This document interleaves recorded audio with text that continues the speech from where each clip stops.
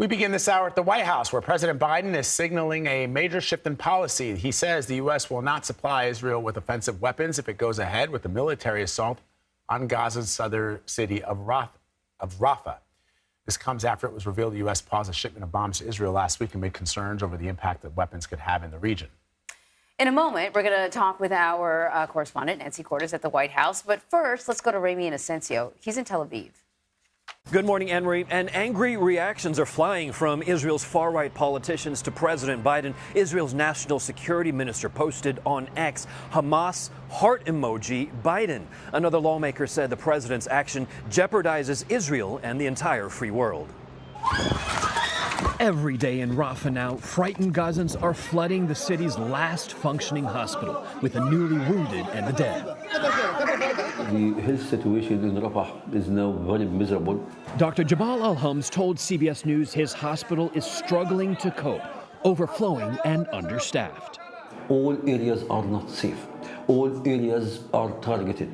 All areas are aimed by airstrikes. For the first time in this most recent war, Israel is in control of the Palestinian side of the Rafah crossing. Prime Minister Benjamin Netanyahu has stayed the course for a major military operation on Rafah, believed to be Hamas's last stronghold. In recent days, the militant group has still launched attacks from Rafah. One strike killed 4 Israeli soldiers. But 1.4 million people are crammed into Rafah, and President Biden has now very publicly warned Israel, do not escalate its invasion. It's just wrong. We're not going to supply the weapons and the artillery shells used. The Pentagon confirmed a U.S. shipment of 3,500 bombs was paused. Concerned Israel will drop them on one of the densest places on the planet. I've made it clear to Bibi and the War Cabinet, they're not going to get our support if, in fact, they go in these population centers.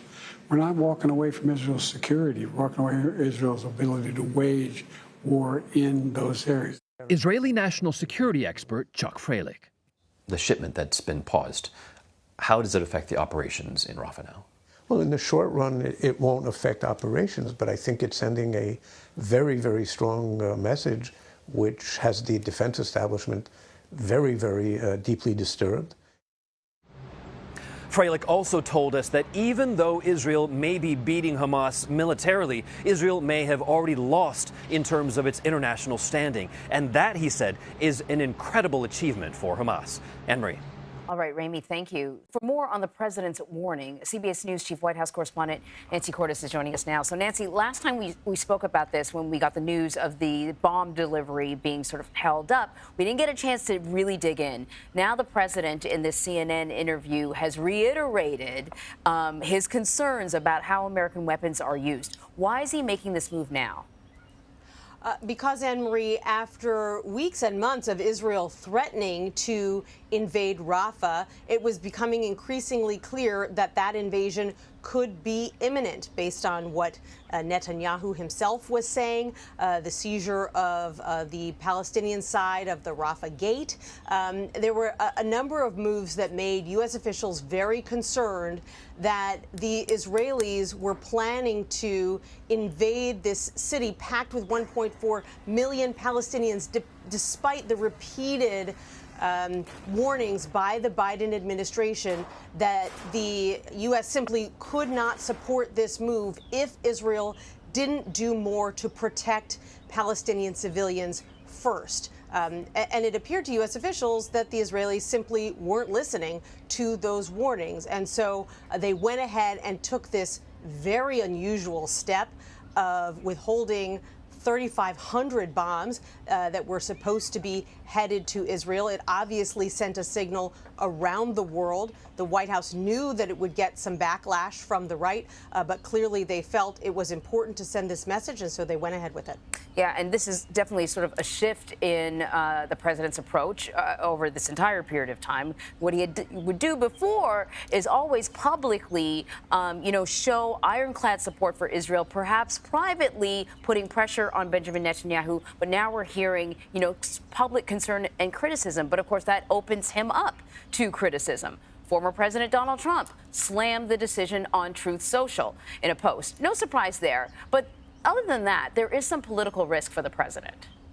Right, and there was really political risk either way, Anne-Marie. We have talked so often about the fact that his left flank, young voters, progressive voters, have been increasingly sounding the alarm about what they are seeing in Gaza, and they were putting an immense amount of pressure on this president. And so, yes, he takes political risk by taking this step. We saw a very sternly worded letter from Republican leaders yesterday saying that this move weakens Israel, that it sends an encouraging message to Israel's enemies in the Middle East. But the world really was placing pressure on the U.S. to use this leverage. And you and I have talked so many times, Anne-Marie, about what could the U.S. do if Israel continues down this road, and the president keeps saying he doesn't like it. What can the U.S. do? Can it withdraw military aid? Well, clearly the president was not prepared to go that far. He said that the U.S. will continue to support Israel, give Israel the tools it needs to defend itself, but he wasn't going to give Israel the bombs, he said, that it might use to kill civilians in Rafah. That was simply a line he wasn't willing to cross at this point. And before I let you go, I want to ask you about something else he mentioned on that CNN interview. He was really highlighting his record on the economy. I want to play some of what he said. We've created more jobs. We're in a situation where people have access to good-paying jobs. And the last I saw, the combination of the inflation, the cost of inflation, all those things, that's really worrisome to people with good reason. That's why I'm working very hard to bring the cost of rentals down, to increase the number of homes that are available. But let me say it this way. When I started this administration, people were saying there's going to be a collapse in the economy. We have the strongest economy in the world. So, this has always been a challenge for the president to tackle because, it doesn't matter what the latest report says about how the economy is doing. All that matters is how people feel.